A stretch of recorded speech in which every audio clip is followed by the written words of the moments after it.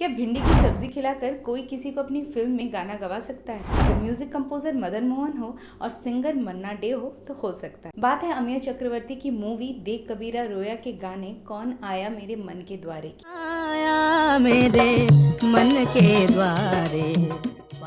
इस फिल्म के music composer Madan Mohan इस गाने को मन्ना डे से गवाना चाहते थे, लेकिन इन सब के बीच में भिंडी की सब्जी का एक बहुत बड़ा सपोर्टिंग रोल है। तो गाना था कौन आया मेरे मन के द्वारे, और ये जो गाना था ये एक बहुत ही क्लासिकल रागा बेस्ड गाना था, यानी क्लासिकल राग पर आधारित था, और वो राग है राग रागेश्वरी।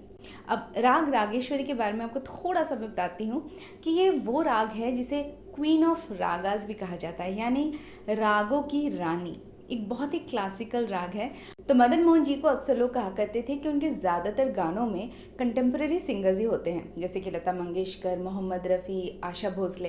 तो इस बार चूंकि वो एक क्लासिकल रागा बेस्ड गाना दे रहे थे, तो उन्होंने सोचा कि एक ऐसे सिंगर से गाना गवाऊं जो टोटली क्लासिकल हो और बहुत ज़्यादा जिसने कंटेम्प्रेरी सॉन्ग्स नहीं गाए हैं। और ऐसे में उनकी पहली चॉइस थे मन्ना डे, जिन्हें ऑफकोर्स क्लासिकल सिंगिंग में महारत हासिल थी। अब मन्ना डे को इस गाने के लिए राज़ी करने के लिए मदन मोहन जी ने एक बहुत ही इंटरेस्टिंग तरीका निकाला। अब मदन मोहन जी को मन्ना डे के बारे में एक चीज़ पता थी कि वो एक बहुत बड़े फूडी हैं।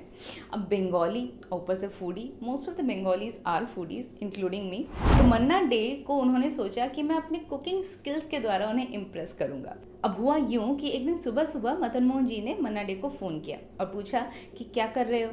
मन्ना डे कहते कुछ नहीं, बस बैठा हुआ हूँ। तो उन्होंने कहा घर आ जाओ, खाना खाते हैं। अब मन्ना डे को पता था कि मदन मोहन जी बहुत अच्छा खाना बनाते हैं, तो उन्होंने कहा तो ज़रूर बिल्कुल आऊँगा, पर खाने में क्या दोगे। तो उन्होंने कहा कि भिंडी की सब्ज़ी।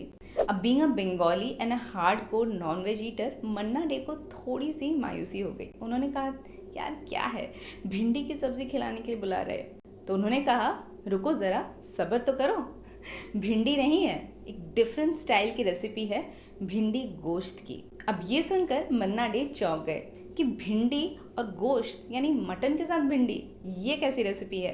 बट बीइंग अ फूडी ये फ्यूजन तो ट्राई करने वाला ही था, तो वो सीधे सीधे पहुंच गए मदन मोहन जी के घर। अब मदन मोहन जी का अगर बैकग्राउंड आपको बताए तो उनका जन्म हुआ था बगदाद में, और उन्होंने अपनी पढ़ाई करी थी लाहौर से, यानी कि पाकिस्तान में। इसीलिए उनकी रेसिपीज़ में मिडल ईस्टर्न और पाकिस्तानी इन्फ्लुएंस बहुत ज़्यादा था। जैसे हमारे देश में भिंडी एक वेजिटेरियन रेसिपी है और इसे बिना किसी नॉन वेजिटेरियन डिश के साथ बनाया जाता है, वहीं पाकिस्तान और मिडल ईस्टर्न क्विजीन में बहुत सारी सब्जियों को गोश्त के साथ पकाने का रिवाज है, जैसे कि भिंडी, आलू, दाल गोश्त और भी कई सारी। चलिए वापस आते कहानी पर।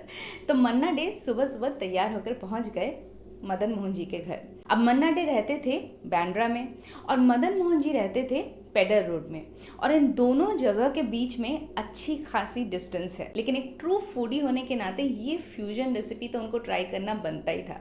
इसीलिए मन्ना डे सुबह सुबह तैयार होकर पहुंच गए मदन मोहन जी के घर। दोनों बैठे, बातें करी, खाना वाना भी खाया, और मदन मोहन जी के हाथों की भिंडी गोश्त खाकर मन्ना डे मंत्र मुग्ध हो गए। तो पेट खुश, मन खुश और आत्मा भी तृप्त। अब मदन मोहन जी ने सोचा कि अब डिश तो पेश कर ली है, अब अपनी विश पेश करता हूँ।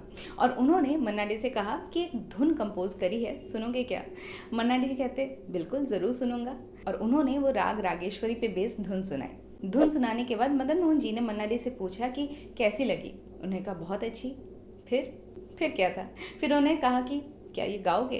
अब मन्ना डे ऑलरेडी उनके भिंडी गोश्त के दीवाने हो चुके थे और ये धुन भी उन्हें काफ़ी अच्छी लगी, कैसे भला मना करते। और बस फिर क्या था, भिंडी की सब्ज़ी खिलाकर मदन मोहन जी ने मन्ना डे से गाना गवा दिया, कौन आया मेरे मन के द्वारे, फ्रॉम द फिल्म देख कबीरा रोया। है ना इंटरेस्टिंग।